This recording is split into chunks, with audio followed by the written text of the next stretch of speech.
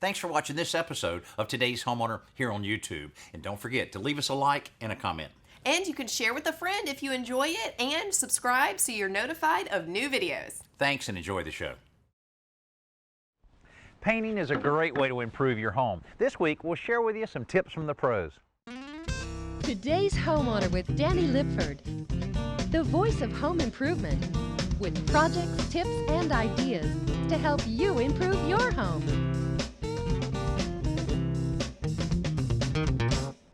Whether you're painting just one room or the whole exterior of your home, there's a number of key things that you can do to make your paint job look like a professional handled it. Well, this week we'll talk with a number of professional painters who will share with us some great ideas on how to make the job look like a pro did it, how to make it last longer, and these guys know some real easy ways to get the job done. And we'll take you from the exterior to the interior and everything in between. We'll also look at some of the equipment you should use, some of the type of paint you should use, and the right process to get the job done right. You know, it's amazing. Just a few dollars in paint can make such a difference in your home. We'll show you what we mean.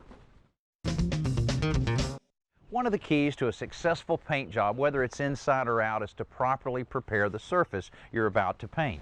Now, one of the first steps in that preparation is to clean it thoroughly. And if you look at the eaves of this house, you can see I've got a pretty good job ahead of me, having to get all the mold and mildew and spider webs off of the surface that we intend on painting. Now, this is a brick home, so there's not a lot of painting to do, the shutters, the eaves, and a few doors, but it's still very important that everything be clean and keep it clean over the years so that your paint job lasts a lot longer. Now, homeowners all across the country are finding out about the hottest tool out there right now, and that's pressure washers. They make it so much easier to keep the outside of your house clean. Now, whether you have an electric model like this or a gas-powered model that tends to be a little stronger, it really makes the job easier, and it's fairly easy to use. First, you apply a cleaning solution. This can be an off-the-shelf product, or maybe you can make a solution using soapy water and bleach. After it sits for a while, begin spraying it off from the top down. Be careful around windows and doors and try to spray downward when working on lap siding surfaces. The width of the spray pattern and the tool's distance from the surface will determine its cleaning power, but be careful. You can really damage some wood with one of these things.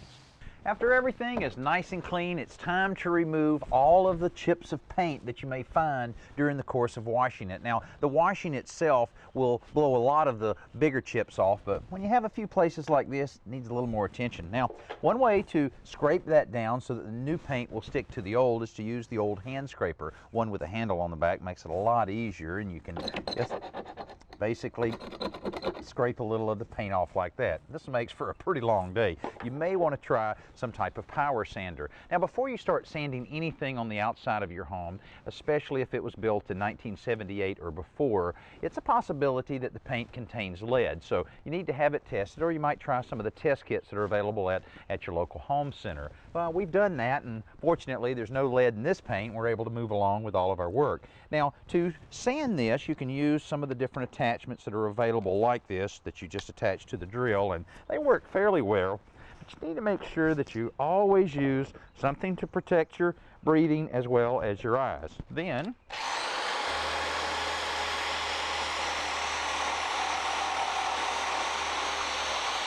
that'll really speed up the process and getting a lot of the old chips out of there. And this works fairly well on small surfaces, but if you have a lot of surfaces to sand down, like a house that has all wood lap siding, then you may want to use what the professionals use, a disc sander. Now, these are generally 5-inch pads, and you can cover a lot of ground in a very short amount of time, but you have to be careful because they're fairly aggressive. They can damage a lot of the wood that you're working with if you're not real careful, and keep it nice and smooth as you move along the wood.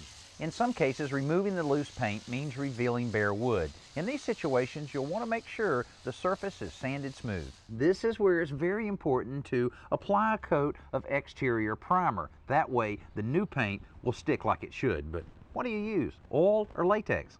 Well, if someone's just spot priming, I would recommend a latex. Someone's going to dry quick. They can go around the house and do their, their project. If it's new wood, I always prefer the oil, because the oil is going to dry slower. You get better penetration, and that's what you want on new wood. You want it to, sink in and bite, and then come back with a good coat of latex on top of that. For this job, I've chosen a latex primer because it's always worked real well for me. and we have just a little bit of spot priming to do. Now, if you had to do a lot of sanding and the outside of your home just doesn't seem to hold paint very well, you may want to prime the entire thing so that you'll have a successful paint job and the new paint will stick to the old. Now, I'll need to let this latex primer dry for about 12 hours before we can put the top coat on it, but there's one more thing we have to do before this house is ready for that top coat, and I'll share that with you right after our simple solution. It's time for this week's Simple Solution from home repair expert Joe Truini. Brought to you by Krylon. Innovation inspired.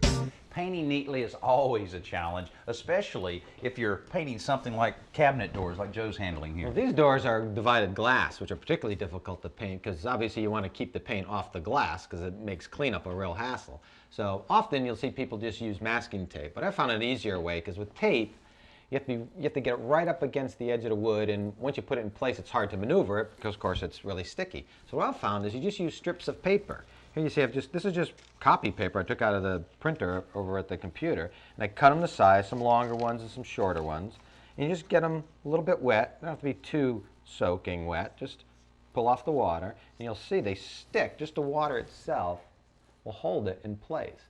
And I cut this just the right width.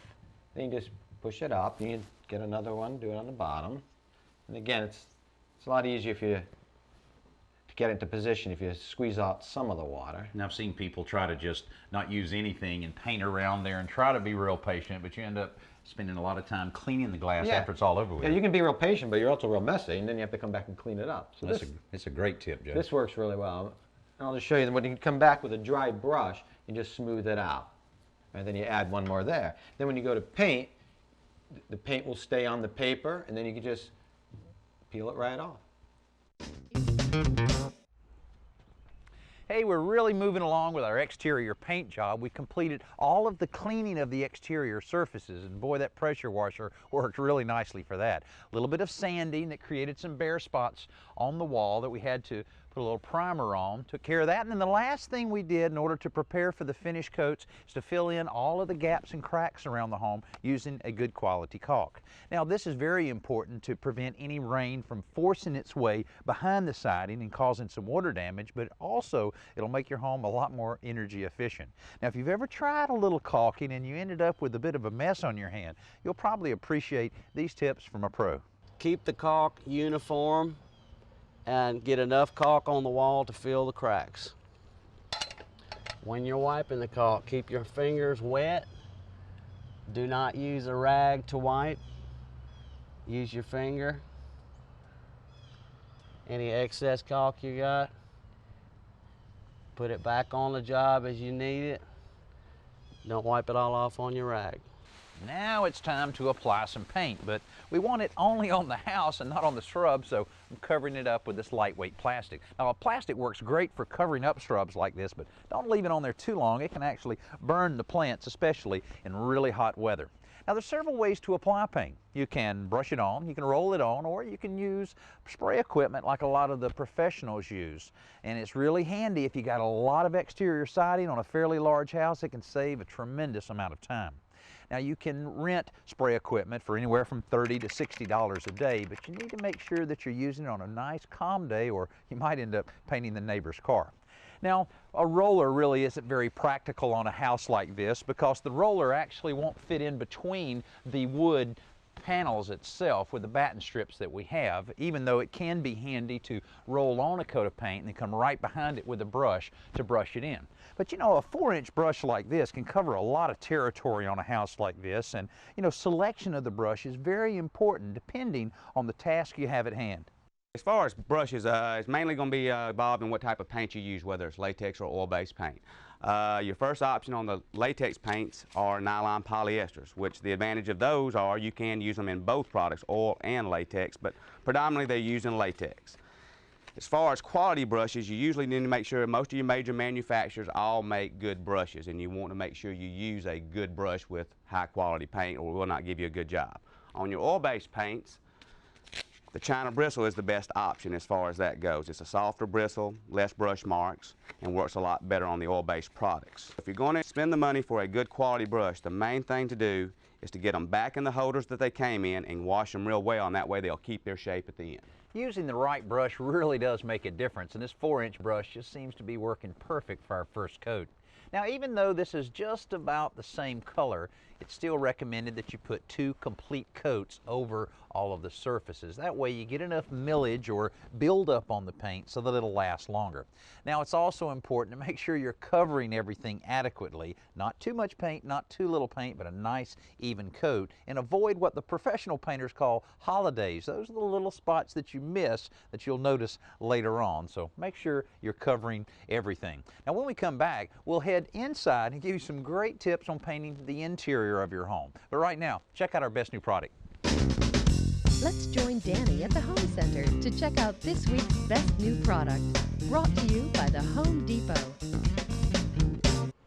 Many home improvement projects require the use of some type of wrench to make them successful. Now, it might be an open-end wrench or some type of ratchet set, but what happens so much to me is I get involved in a project and I'll have a very tight space, it's very confined, and I can't get an open-end wrench or even a ratchet in to take care of loosening or tightening a bolt. Well, here's a solution to that with the Husky's rotator ratchet. Now, this is a 3/8" drive on this, so it'll fit just about any socket that you have in that size. But what makes this a lot different is it works like a regular ratchet, and you can change it from tightening to loosening just by a switch there. It also has a quick release on the end here to make it easy to remove any of the sockets that you have on it. But here's the trick. If this is being used in a confined or restricted area, then all you have to do is turn this in one direction to tighten, the other direction to loosen. So you can imagine how handy this would be on a lot of home improvement projects, or maybe you're one that likes to tinker with your automobile a little bit. You can get this down in some spaces no regular ratchet will go. It's well built, comfortable grip, and might be just a really good gift idea. Today we're sharing with you a number of tips from professional painters to make your paint jobs go a little easier around your home. Now, we've got some great tips on exterior painting. Now we've moved to the inside. Now, this is a fairly small dining room. Really won't take long at all to paint it, and we've gotten a great start on it. I like to have the room completely empty and the floor covered with a drop cloth before I begin painting. Remove any dust or cobwebs from the walls using a broom, and all the trim should be wiped down with a wet cloth or a degreasing cleaner if necessary. Now, any rough or peeling spots should be sanded down, and sanding sponges are great for molding. Fill any nail holes with lightweight spackle and any gaps around moldings with a latex caulk. The walls should be painted before the trim, so you'll need to do a little cutting in or trimming in around the ceilings, baseboards, and trim. Here's a few more tips from our pro, Buddy. Concentrate on your lines, stab your corners, attack those corners, go right to that corner, to the ceiling, pull, to the corner, and pull, to the corner again, and pull your line. After that, you're ready to start rolling on the paint. Now, the professional painters love to use the 5-gallon buckets because it enables them to pour 2 or 3 gallons of paint in the bucket and stir it up for consistency. Then you'll see them using one of these, a roller screen that just hooks over the lip of the bucket and is perfect for evening out the paint on your roller cover. Now, it makes it a lot easier when you're rolling paint on a wall to have a good roller frame and a roller handle, but this is a part that's really important, the roller cover. A lot of homeowners tend to buy the cheapest one that's available. They end up very frustrated, realizing that it just doesn't hold much paint, and sometimes they just simply fall apart. Now, here's a few tips on selecting the right roller cover and a few techniques on how to use them properly. When you're picking a nap, normally you want to start for the walls is that whether different type of textures you're dealing with. There's smooth, there's rough, there's semi-rough. And mainly, the smooth naps are good, but the problem is they do not have very much nap to them at all, and they can't hold particularly a lot of paint. The best nap to use is normally either a 1/2 inch or a 3/4 inch nap. You have 2 different options, either a synthetic or a lambskin. The synthetic is normally about half the price of the lambskin, and it's good for maybe typically 1 or 2 rooms or something like that, or weekend projects. Now, when you get into a large house and you're going to actually have to do your whole house yourself, the lambskin is going to be a lot better. It's about twice at the price, but as far as cleanup and holding paint and getting it on the wall, that's going to be your best application. Always keep your roller screen facing yourself. Get plenty of paint on it. Try not to drip.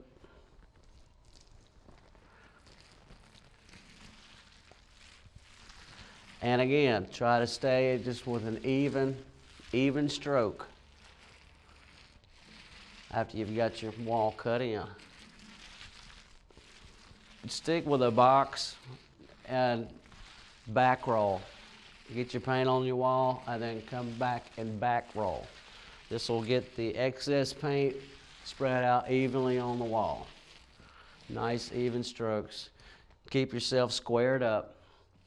Don't get ahead, don't cut too much. Cut a little bit, roll a little bit.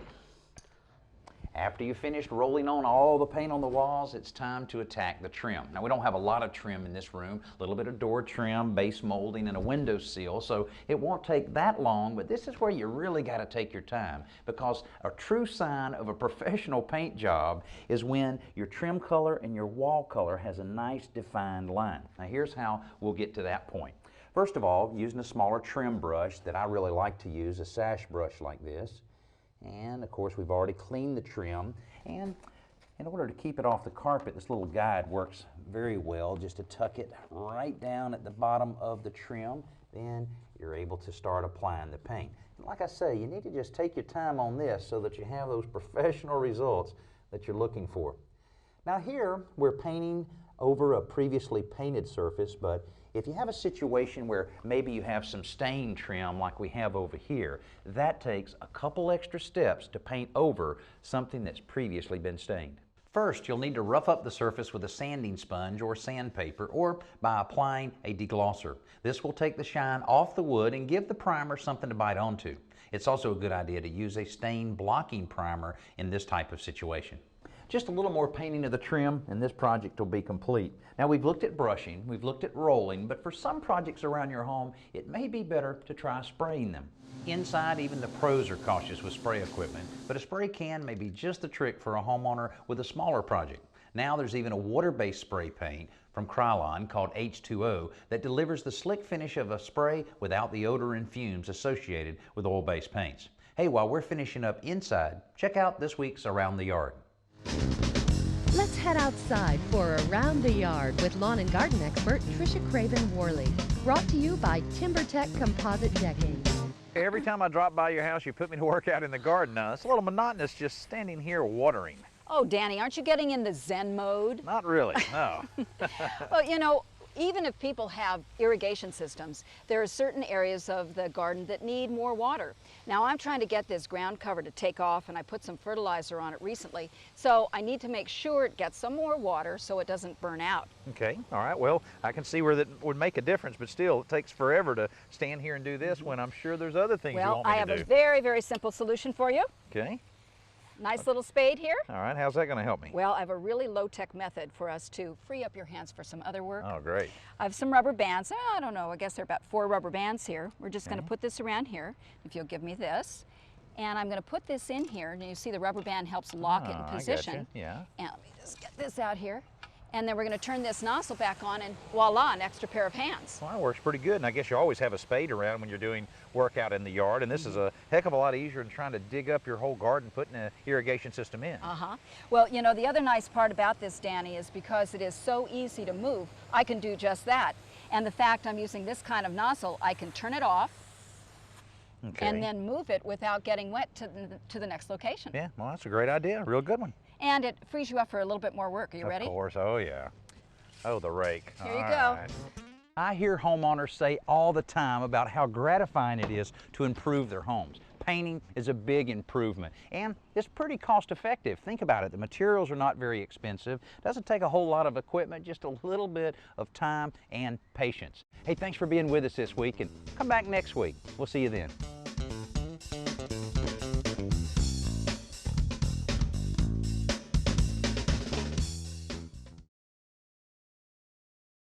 Thanks for watching this episode of Today's Homeowner. And don't forget to like, comment, and hit the bell icon so that you'll be notified of new videos. And be sure to click around and watch some more videos while you're here.